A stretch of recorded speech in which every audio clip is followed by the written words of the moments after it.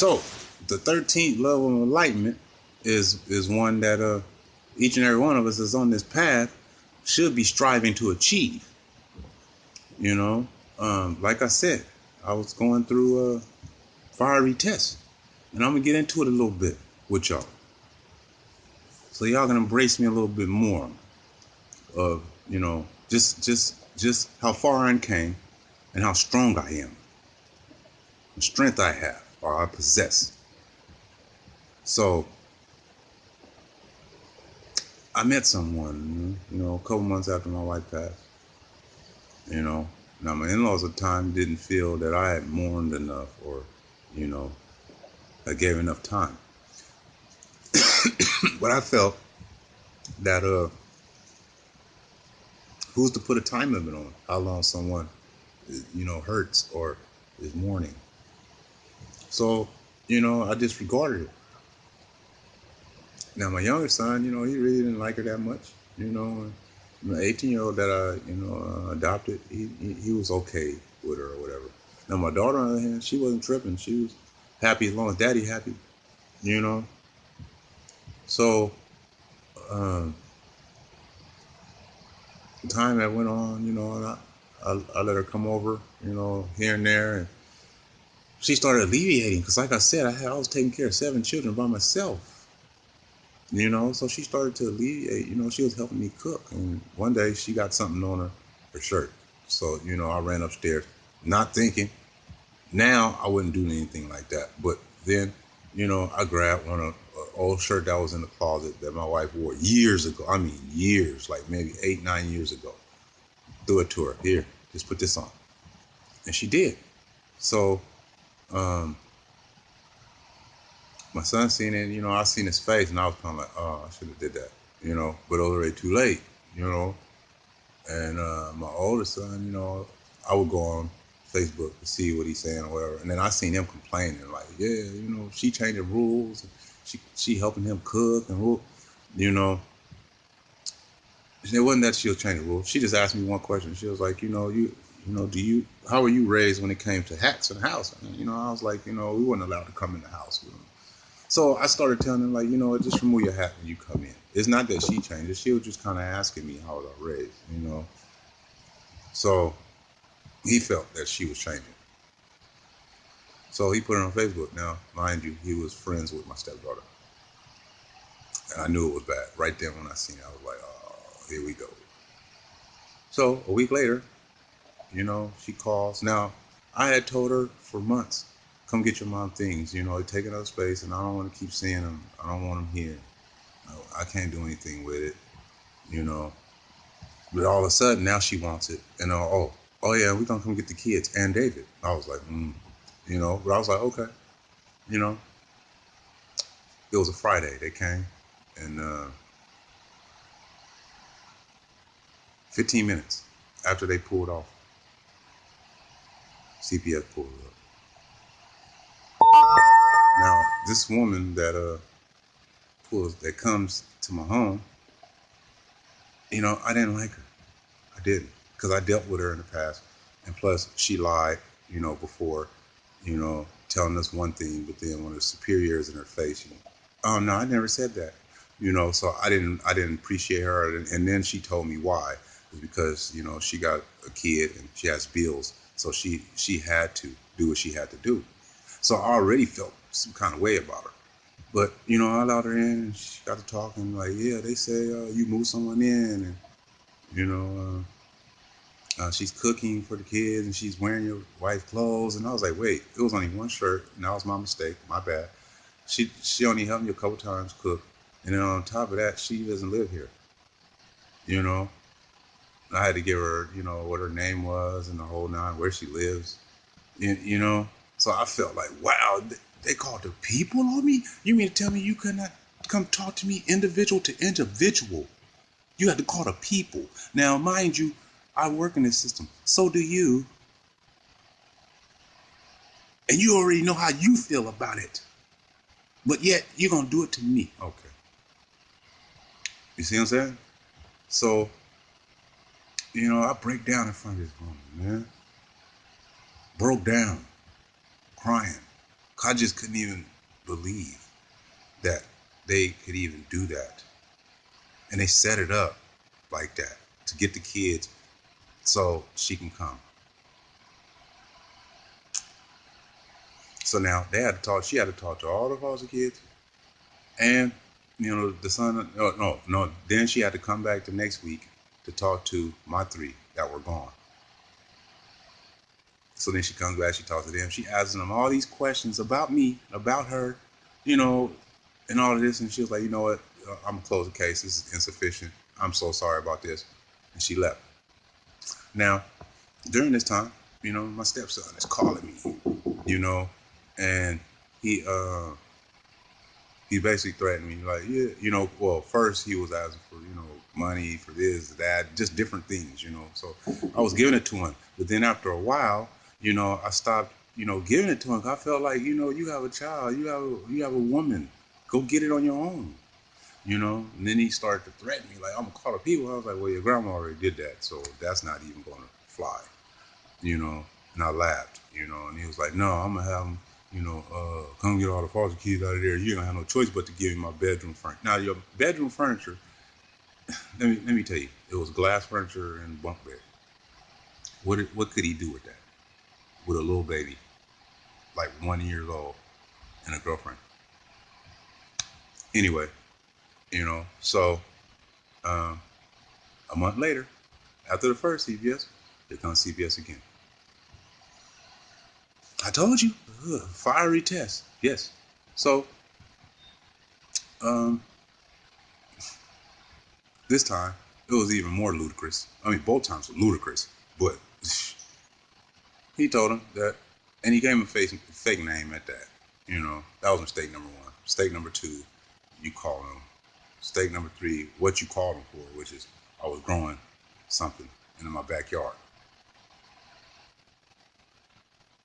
and using his mom's medical card to grow it.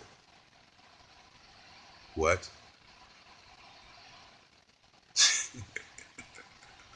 Now, at this point, the first time, it was a fire lit. But this time I'm blazing, though. But I'm keeping my composure, but I'm blazing. Now I see I needed to go through all of that to help me to balance thyself. Because back in the day, it'd have been problems. Literally, people would have been called. I mean, goons, I should say. I'll leave it like that. Or I'd have handled it on my own. Especially for calling the people, though. Wrong. But it's not me anymore. And I couldn't. I had to just endure it, which I did. And again, insufficient.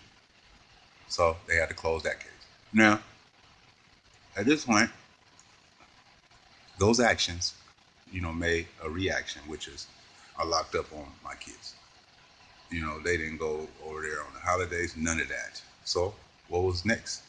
She took me to court. For visitation. So, we battled twice in court. And then I locked up on them again the third time. Now, the third time, this whole time, when I knew it was coming, I had really got into the law, researching on parents' rights. And, if grandparents have rights, which they don't, parents do, under Amendment 14 in the Truxell law, that was passed down from Supreme Court. So I went in there with that, underneath me, like, yeah. But, I had typed her out something like, here, look, you know what? I'm willing to give you every other weekend, every other holiday. Instead of a whole straight month in the summer, I can give you a week, in June, a week in July, a week in August. Plus, you still getting your every other weekend. So that is a month, It's just broke up.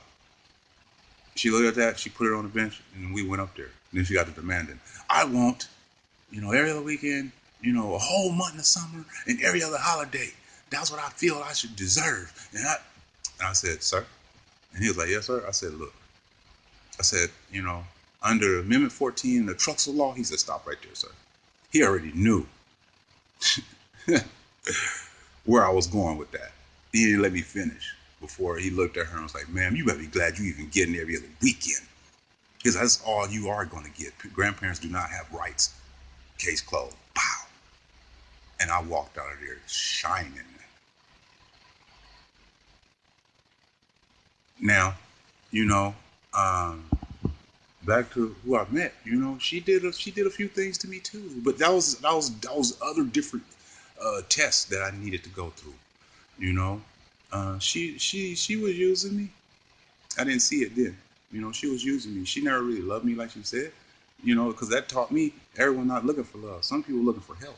I was helping her pay all her bills, man, for about 10, 11 months. Every single one of them.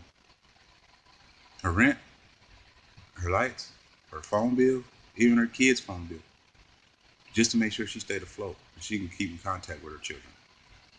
That's the kind of person I was. Now, she had a friend that she used to talk to, and I had a friend I used to talk to. So, we both came to agreement, like, okay, it is what it is. It's your friend now. It's my friend too, okay? You know, Now, I had called her. I was like, yeah, I'm coming over. I was coming back from somewhere, and I was going to pass by her house. And I was like, I'm going to stop. And I pulled into the parking lot. She come out. She greet me, and I'm like, hey, what's going on? And she was like, yeah, my friend is here. He came from the doctor. He's not feeling good, and he doesn't like meeting new people. Now, the first thought was, what? You don't like meeting new people? What the hell that supposed to mean? And then during that same thought, it was like, man, go in there and open the damn door and tell them to get out. But that's not me anymore. And it's an emotion. It's almost a jealousy trait. No. Okay, you know what? I was like, you know what? All right then. I got in the car and I backed out and pulled off. And then she called me like, what's wrong with you? I said, nothing. I said, I needed to leave. You already made your decision. You know, you chose to keep him there so you can talk to him. Fine. You chose him over me. All right. Now, I only felt this way because I was paying all her bills. I feel like, like regardless of what your friend is going through, you can say, you know what, just let meet him real quick. He's my significant other. He's the one that's keeping me afloat. Any of that. But no. Okay. You know, that also helped me to realize that, everyone is not going to treat you the same way you would treat them. And now I realize that she was only there to help me to heal. That's it. So when I felt I was healed, when I turned 40, after about 10, 11 months of being with this woman, I just woke up and was like, you know what? I'm done. That's it. No more. She was like, what? I said, I'm done. And I meant it. Now,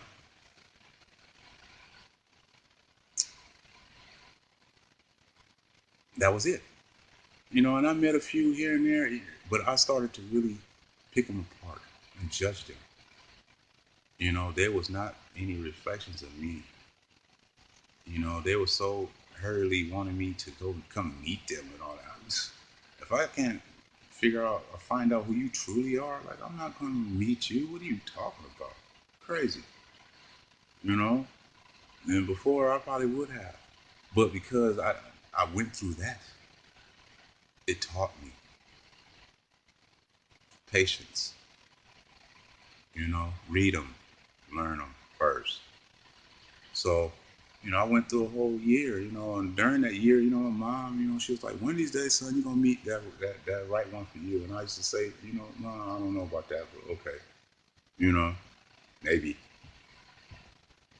So I really started to heal, and I really started to speak, on this Facebook thing, I'm not on that anymore, but I was at this time, because I reached out to a lot of friends, lost friends and family, and, so it did help me, you know, but I started to speak on there. And I guess, not guess, when the Most High felt it was, I was ready, I was right, he placed the queen right in my path like this. Boom. And she reached out to me. Now, what's going to really get you is that I used to have I had a crush on her back in high school. Crush. It was more than a crush. It was. It was. I could spot her from a distance away in a crowd of people. Boom, there she is, and smile. Just me seeing her, I smile. You know, the most I could do is wave or hi, like real bashful hi, and keep going. Even though I daydreamed about her a lot, you know. So she spoke. Now she's not even the type of person that even speaks first, but the Most High did their magic, and we are a reflection of each other. We're on the same path, you know. Then I was still, eating, chicken and fish, and I got to talking to her, and like when I started vibing with Queen, I kicked meat. I kicked processed foods. I kicked everything. And you know what? I started fasting. Instead of walking, I started running.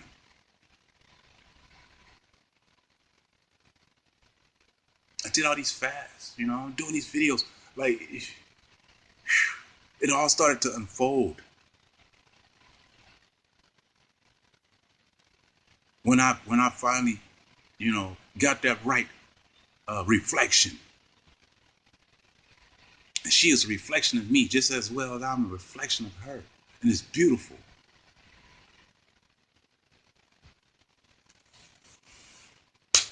You know?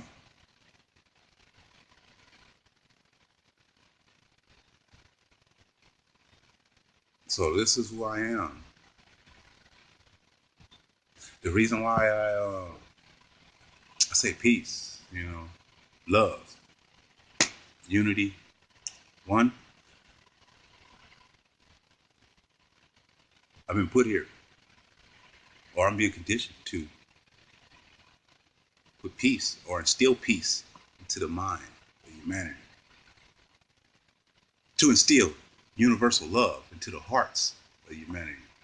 And with both of those brings us to unification and to an understanding that we are all one. Once you take away this flesh, this gender, and all of that, we are just one. Bob Marley said it the best. Racism and hate and all that will be no longer once we can come together and look at a person's skin the same way we do a person's eyes.